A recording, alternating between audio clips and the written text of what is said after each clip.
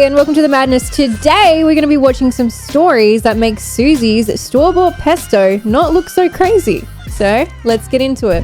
Call me crazy if you want, but I've never liked store-bought pesto. Susie, that is unhinged. That is One time, super I was unhinged. bartending, and this man comes into the bar and he looks all like disheveled. He's all upset about something. And he's like, pour me a really strong drink. I'm like, okay, so I make him his drink. I'm like, what's up? What's going on? And he's like, oh, this day is always so tough for me.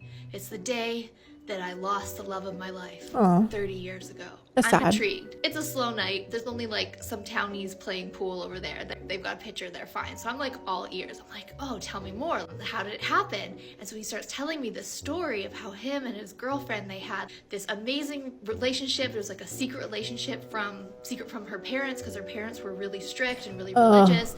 And they were just super in love, and they had plans to run off together and get married. One day he drops her off back at her parents' house. They say goodbye. Everything's great. They had a great date.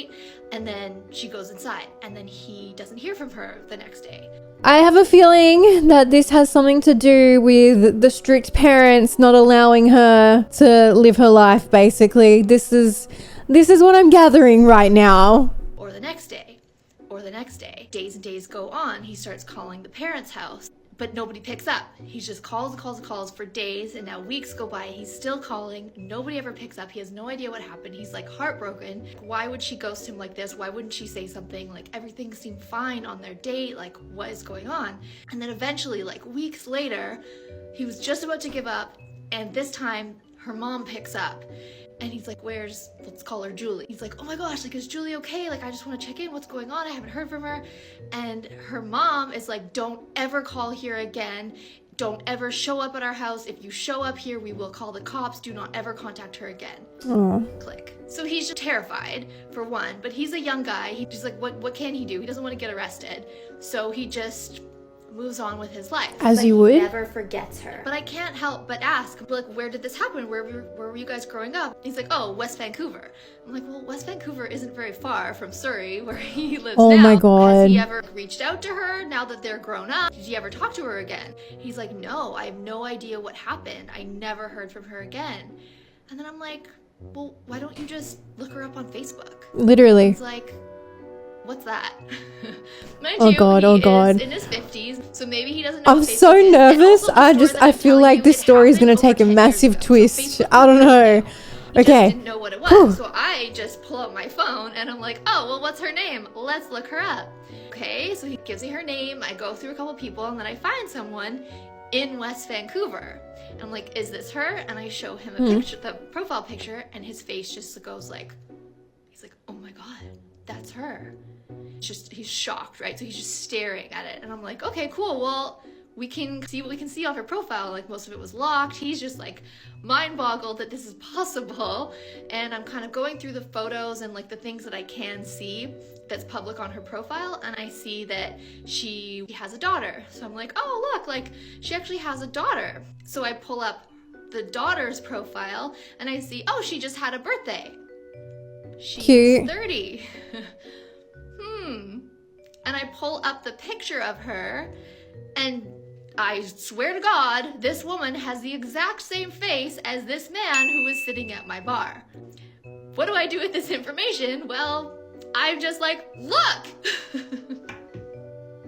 She has a daughter that's 30 and looks just like you.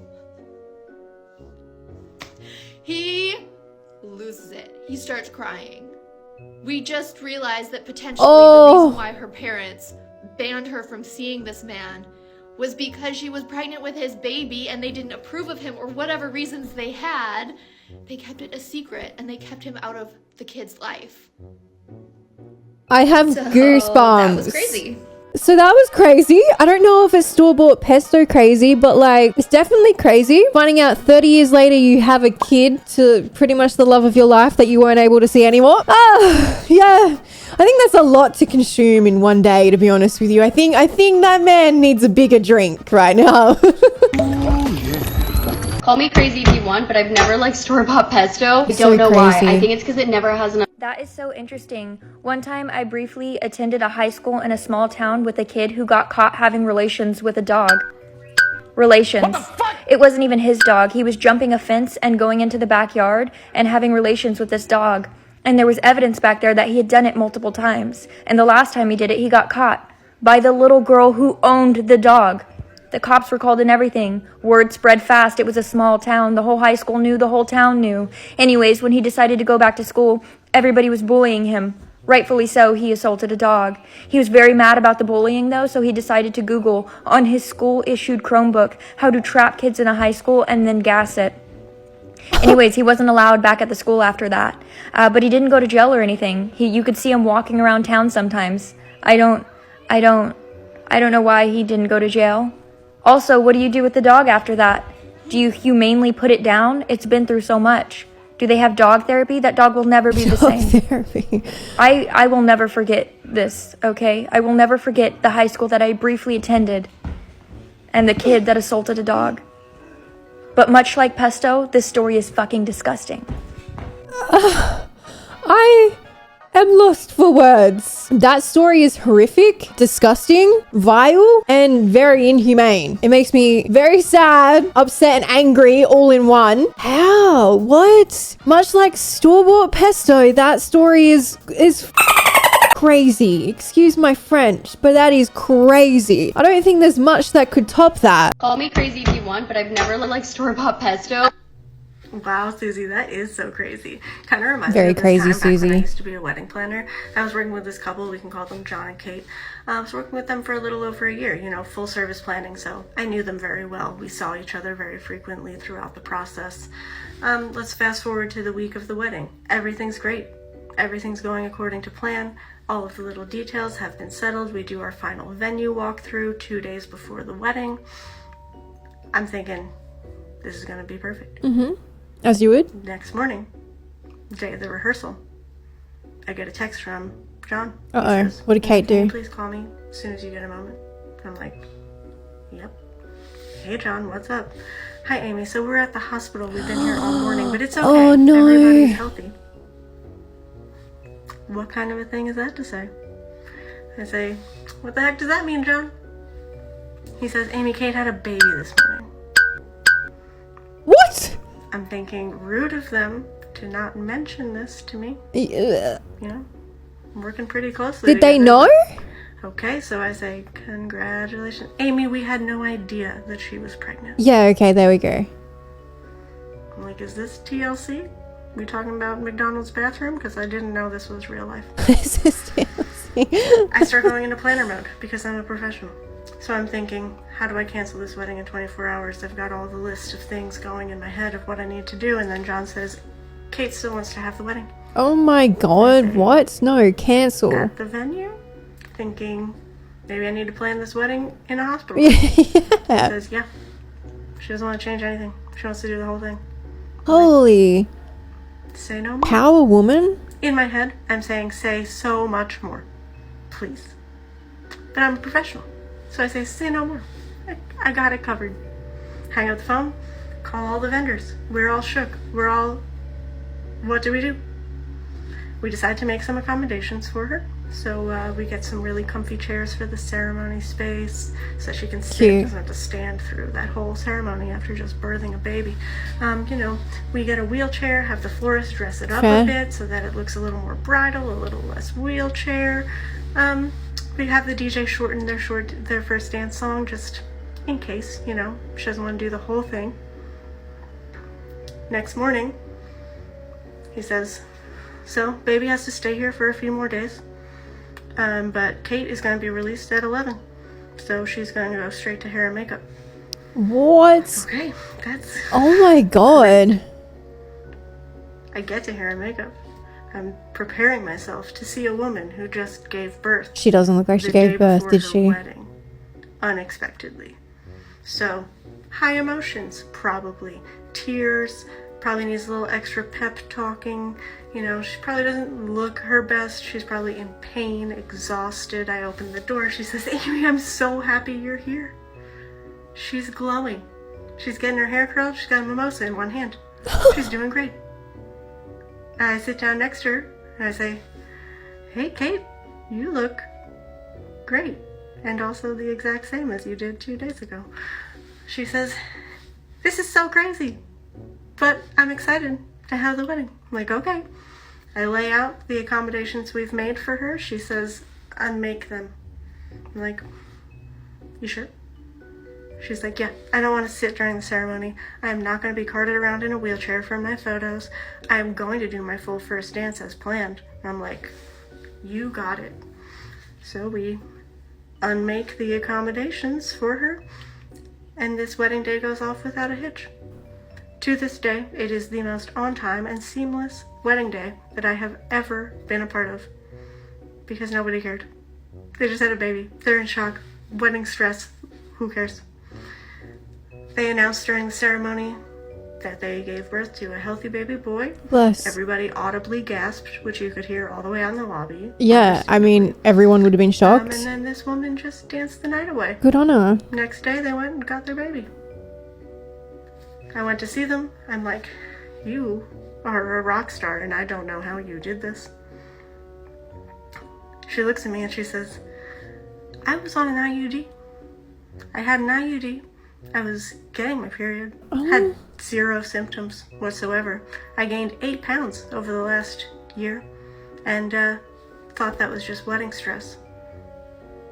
I'm like, that's crazy. She goes, so he was 42 weeks, which means she was overdue. Oh my! And he was over 8 pounds.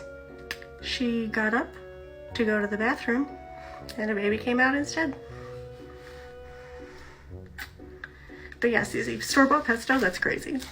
Yep, still nothing can top that store-bought pesto. At least she had the baby the day before the wedding and not the day at the wedding. I feel like that would have ruined everything a lot more. I mean, having a baby is never going to ruin anything, just to clarify that. But all the plans and everything would have changed, and it would have just been a complete surprise. A surprise indeed. Congratulations on getting married and having a baby though. Call me crazy if you want, but I've never liked store-bought pesto. Wow, Susie, that is crazy. Almost as crazy as this one time back in 2019 when I was made aware of this fake Facebook profile that was using my pictures and my name, but instead of it being Sophie Belt Swaney, it was Sophie Ray Swaney. And this Sophie Ray Swaney account was in a relationship with this guy named Jacob McGuire who had a mohawk. And there was photoshopped pictures of me with this Jacob McGuire guy and also like sonograms as if I was pregnant. And I was like, that's kind of weird. But like there's people that make fake profiles of me all the time. You know, I'm just going to report it and block it and move on with my life. So I move on with my life, don't think much of it, and then a couple months later it's the beginning of 2020